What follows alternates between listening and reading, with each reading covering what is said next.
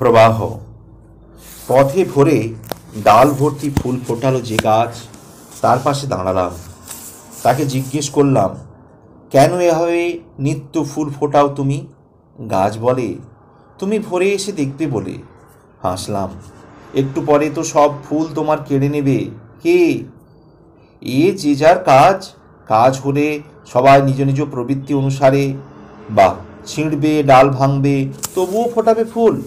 এ আবার কোন কথা হলো? পথিক সন্ধ্যার পূর্বে ঝরে যাবে, এ তো আমার সব, তাই কি নয়? তবুও তো সারাদিন এর রূপ সৌন্দর্য। সারাদিন কারো কোনো রূপ সৌন্দর্য থাকে কি? বরং এখন কষ্ট আমাকে কেউ দেবে, কেউ দেখলো না ভেবে, এড়ালো ভেবে। আর একটু পরেই পাড়ায় ওরা তো সব ফুল ছিঁড়বে, তোমার তা থেকে বেদনা অনুভব হবে না? বেদনা তো হয়, তবে তা সাময়িক। কিন্তু অধিক বেদনা অনুভব করি তোমাদের কথা ভেবে। সর্বোপরি মানুষ তোমরা পশুশ্রেষ্ঠ জীব। সে কি আমাদের জন্য কেন? এখানে আছে তো কেবলই পলে পলে যন্ত্রণা, রোগ, জরাজীর্ণ হওয়া, এখানে পদে পদে মৃত্যুর ভয়। এসব তোমরা নিয়ত পশুদের মতন অনুভব করো বলেই। যদি আমি তা না অনুভব করি, ঘুচে যাবে ওই সব? হ্যাঁ, সঠিকভাবে অনুভব করলে কষ্ট দুঃখ যাবে। আর তখন থেকে প্রতিদিনই আমার মতো নতুন ফুল ফুটিয়ে হাসতে থাকবে। আরে এখানে যন্ত্রণা বলি যাবে কিভাবে? গাছ, তুমি বোঝো না এ ভীষণ জটিল আমাদের সংসার? কোনো কিছু বাদ দিয়ে কি সংসার? আমি সব বুঝি। সংসার মানে তুমি সঠিক বোঝো না কি হে পথিক? কোনো কিছু বাদ দিয়ে কি সংসার? আমি বুঝি সব। সংসার মানে তুমি বরং সঠিক বোঝো না হে পথিক। কেন? যা প্রতিনিয়ত সরে সরে যায় তাই সংসার। তা সে দুঃখ বলো কিংবা আনন্দ। এখন মেঘলা, আবার বৃষ্টি, একটু পরেই ঝলমলে আকাশ, আবার গাঢ় অন্ধকার। সব দ্রুত পায়ে আসে আর যায়, কোনোটি স্থির নয়, প্রবাহের একের পর এক। তো ভাবো, কী বা ভাবতে পারি? শিশু থেকে কোনো সময় বা তোমার যন্ত্রণা কষ্ট ছিল না। তা সে কৃষকের ছেলে থেকে রাজার কুমার, কার দুঃখ যন্ত্রণা নেই? কার বা জরা, মৃত্যু, রোগ, শোক নেই? ঠিক, তা এ সবার জীবনে আসবে। তবে ভীষণ যন্ত্রণার ভেতর সত্যি কেটেছে আমার বাল্যকৈশোর। সবাই দেখো প্রবাহে এখন তো নেই কোথাও উধাও, বরং বর্তমান সংসার নতুনভাবে প্রসব করে যাচ্ছে, ঠিক অতীতের মতন সমানে নতুন নতুন কষ্ট, যন্ত্রণা। গাছ, অতীতের ওপর এসব সত্যি এখন সত্যি স্বপ্ন বলে মনে হয়, বর্তমানও পীড়াদায়ক। সংসার সাগরে প্রতিনিয়ত প্রবাহিত সব ঢেউ যাবে আসবে নতুনভাবে। ঠিক এই ভাবলে তুমি ঠিক আমার মতন আজীবন আনন্দে কাটাবে, কঠিন দুঃখ যন্ত্রণাও স্পর্শ আর করবেই না। দেখি এখন ভোর ভেঙে সকাল, হলদি নদী পাড় ভ্রমণ করে একদল মহিলা পুরুষের ফিরে আসার কোলাহল। শব্দ থেমে গেল গাছটির পাশে এসেই। তারপর গাছটির ডালপালা সব বাঁকিয়ে ভেঙে বীভৎস উৎসব। ফুলগুলো যে যার মতন ছিঁড়তে থাকলো। ভেতরে ভয়ঙ্কর বেদনা অনুভব করলাম। নত হয়ে চায়ের দোকানের দিকে হাঁটা দিলাম।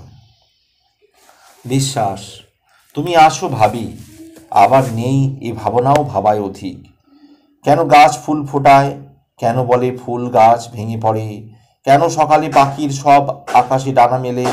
কেন দেহ ছেড়ে মন নানা দেশে ঘুরে বেড়ায়? কেন মন কারে হন্যে হয়ে খুঁজে মরে? জানি না।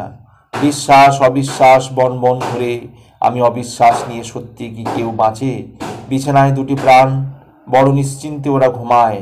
কেউ কারোর বুকে কি ছুরি মারে? বিশ্বাস, বিশ্বাস নির্ভর প্রতিটি জীবনী। খাওয়ার দোকান, হোটেল, রেস্তোরাঁয়, ভাতের থালায় এক বিশ্বাস। বিরাট পুরুষ, আদিগন্ত বিস্তার, চোখ কানাদি, 5 ক্ষুদ্র যন্ত্রে কি এসব ধরা যায়? তাই মহাবোধি বুদ্ধ মৌন নিরুত্তর। সে কি রামকৃষ্ণ শেষ উত্তর? বিশ্বাস, বিশ্বাস, দৃঢ় বিশ্বাস। নহবতে তাই জড় পাথর নড়ে ওঠে পরপর 3 বার। লাল জবা গাছে সাদা জবা ফুল। বিশ্বাস, বিস্ময়, বিশ্বাসেই কি সব? আমাদের প্রতিটি মুহূর্তে বেঁচে থাকা মনে হয় বিশ্বাস নির্ভর।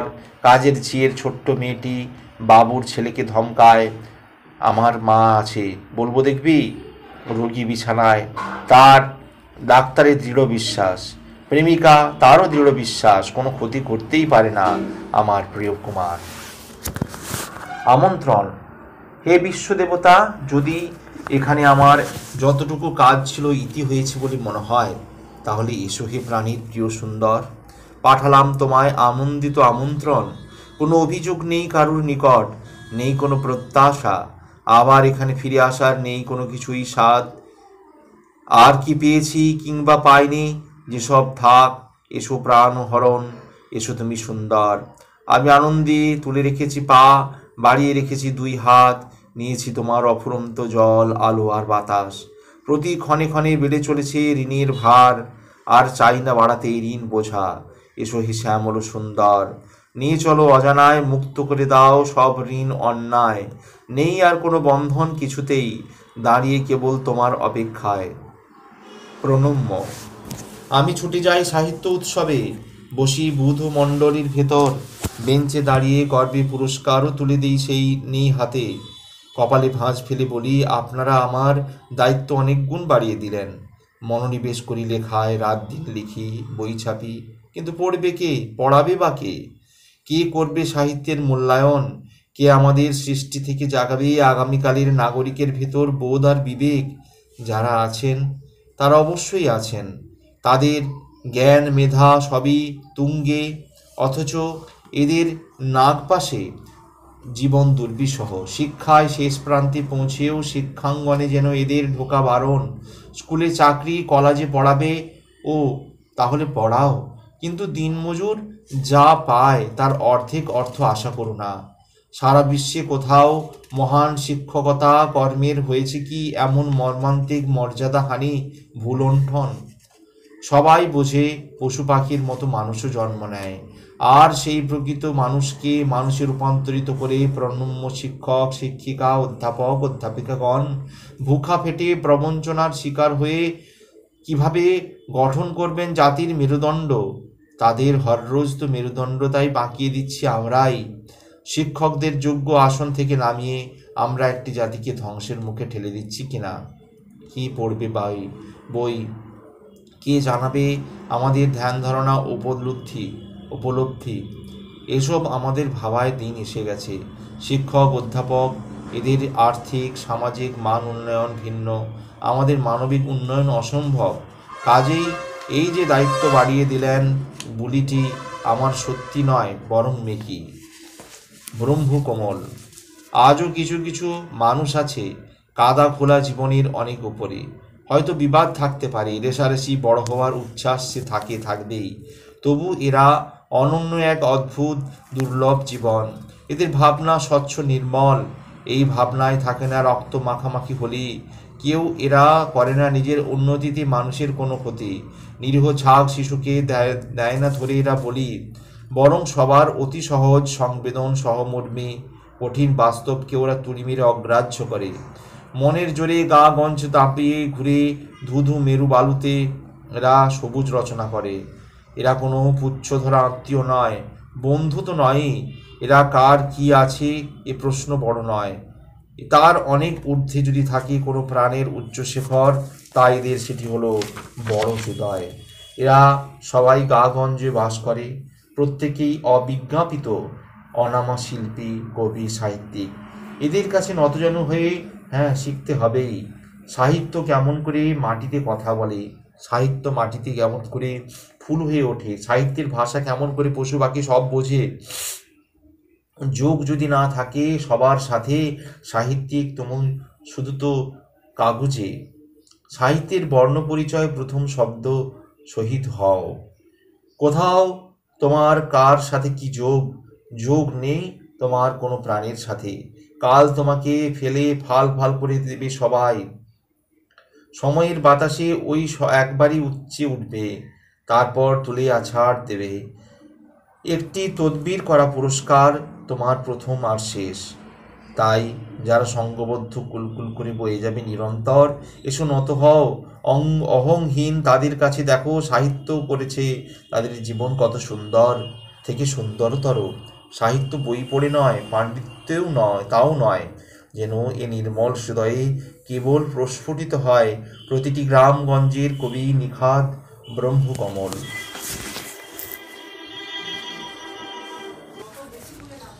ভালোবাসা। ভালোবাসার খোঁজে হঠাৎ এসেছিলাম আজ। বললাম, কোথা বা স্থান আছে, হৃদয়ের কাছে যাও। এই ফাঁকে বলল এ নিয়ে বিনিয়ে নানা কথা। খুঁজছি তো অনেক আমি, গেছি বহু পথ, ঢাকা উত্তরা রামু পাহাড়ের চূড়ায় যেখানে শ্রীবুদ্ধ শয়ান, ওখানেও খুঁজেছি একটি ভালোবাসা। এত দূর দূর গেছো তুমি? বিশ্বাস করো, উত্তর থেকে দক্ষিণ, হিমালয় থেকে কন্যাকুমারী, বহু পথ আমি হেঁটেছি, কোথাও নেই ফাঁকা। তাই তুমি এখানে হাজির। এখানেও কত ঘুরেছি আশেপাশে, দিয়েছিল ভরসা অনেকেই, বারান্দায় এসো ভয় নেই। অন্ধকার গলির অন্তরালে ডেকেছিল কেউ কেউ, বলেছিল এসো ভালোবাসা, এখানে এসে থাকো। পানশালা লরিদের আড্ডায় ঘুরেছি, কোনো ভরসা আর পেলাম না। এখানে কি ভরসা আছে? অবশেষে কবিদের পাশে, লেখকের পাশে খুঁজছি বাঁচার আশ্রয়স্থল। যদি মনে করো এখানে কাছে আমার ফাঁকা ঘর, দিলাম খুলে, দেখে এসো। দরজা খুলে ভেতরে গেল ও। বাতাস বই আনে আগুন। সহসা ফিরে এলো সে, চোখ মুখ দেখি বিষণ্ণ রক্তিম। জিজ্ঞেস করি বিস্ময়ে, হলো কি, ফিরে এলে যে? নতমুখ ছোট্ট উত্তর, বুঝেছি প্রতি কবি সাহিত্যিকের হৃদয় তিলে তিলে বেদনায় ভরা। এদের নিজেদেরই তো ভালোবাসাই নেই। ফোন। একটি ফোন এলো। হঠাৎ ফোন কেন? কেটে গেল যোগাযোগ। চিনতে পারলাম পরিচিত স্বর। কি নাম যেন মুছে গেল নাকি পাণ্ডুলিপি আজ ধুলায় ধূসর। মায়ের আঁচল ধরা পথটি এখন ইট পাথরে চাপা। কিশোরীর বাঘছাল পরা জামা সময়ের ঘুরপাকে তলিয়ে। কলেজে অপরের বই, এর ভিতর কিছু লেখা, সবই নিশ্চিহ্ন। কী লেখা ছিল তাতে মনে নেই, অথচ সেই মুখ, সেই সুখ মনে আছে। এখন দাঁড়িয়ে যেখানে, যে দেহের ওপর, সেও এই আগের কি সঠিক ঠিক নেয়। এসব ঢেউ সব থাকে কিছু কিছু, বাকি সব পেলেন। এভাবেও ঢেউ সব পরপর প্রস্তুতি নিয়ে এসেছিল বটে। অবশেষে প্রায় জলের তা সবই তরঙ্গায়িত। কিন্তু এ শরীরের এত পরিবর্তনের ভেতর কেউ তো অপরিবর্তনীয় আছে। সেটি ফোনে সাড়া দেওয়া এই আমি, অথবা ফোনের ওপারে যে ওই এক অন্য দেহের ভেতর, যাকে এখন তুমি বলে আসতে চাই। আবার ফোনের শব্দ, আবার সেই আমার এক প্রশ্ন, হঠাৎ ফোন কেন? জীবন, প্রতিটি জীবন যেন ঝলসানো, কেন বা দরসিদ্ধ পোড়া বেগুনের মতন। তপ্ত দুপুর, একা হাঁটে আমার প্রিয় হলদি নদী, পাথর বালি অমসৃণ তার পথ। তবুও তাকে সব বাধা সরিয়ে সরিয়ে এগোতেই হয়। অথচ সে তার হাসিতে বোঝায় জীবন মানেই গতি, কোনো জড়বস্তু তো নয়। তপ্ত দুপুর, অথচ ক্লান্তি শূন্য হাসি মাখা তার চোখ মুখ। জিজ্ঞেস করি, প্রতিটি জীবন দেখি ঝলসানো, আর অথচ তুমি একমাত্র ব্যতিক্রমী। কেন এ অদৃশ্য, কোনো এক অদৃশ্য জাদুতে এভাবে ছুটে চলো তটিমা? সুন্দর সহজ উত্তর, আমি নদী, একাকী এ জীবন সত্য। আমার মিথ্যা এই ভাব শরীরে না জড়িয়ে তুমিও প্রত্যক্ষ করতেই পারো। গর্বে নদী ছুঁয়ে বলি, আমার নিজস্ব চলাপথ, আমার সংগৃহীত স্থাবর অস্থাবর সম্পদ, এসব আমি আমার বলবো না, তা কি হয়? হাসলো হলদি নদী। ঠিক এই সময় আমার শব্দটি পোড়ায় প্রতিটি জীবন। এটি পুরোপুরি জানো না তুমি, মায়া, মিথ্যা ধারণা দিয়ে চলা নদী আবার কথা বলে। এখানে দেখো, এই যে সব পাথর, পাশে রচিত সুন্দরী বনাঞ্চল, ওদিকে নুড়ি বালি ঢেলা বয়ে যাবে, সবই এই প্রকৃতির তো সম্পদ। তাই এসব কি আমার বলা মায়া নয়, মিথ্যা নয়, আসলে বেঁধে ফেলার দেখ চলেছে প্রকৃতির খেলা করেছে তোমাদের বিভ্রম। আমি নদী, আমি জানি এসব মিথ্যা। ওরা কেউ সঙ্গ নেবে না কোনো দিন। আমি কেবল একলা নদী, গন্তব্য সাগর। আমি থাকি চুপচাপ নিরুত্তর, একা হাঁটে হলদি নদী, হেসে বলে জীবন মানে যেন আনন্দ। আমার এই বন্ধন মুক্ত হয়ে আমার মতন জলসাথী। জীবন ঝলসানো হবে কেন, পোড়া দর্শিদ্যই বা হবে কেন? ভ্রম রজ্জুতে তোমার কেবল সর্বদর্শন। শেষ হলো অর্ঘ্যদ্বীপ। সমস্ত পর্বগুলি শোনার আমন্ত্রণ রইল। ভালো লাগলে অবশ্যই চ্যানেলটি সাবস্ক্রাইব করবেন ও পাশে থাকা বেল আইকন অবশ্যই ক্লিক করবেন। ওম পরমাত্মনে নমঃ। আরও বুধনাথ পাণিগ্রাহীর আরও অন্যান্য পুস্তক নিয়ে আবারই ফিরে আসছি, সঙ্গে থাকবেন। ধন্যবাদ।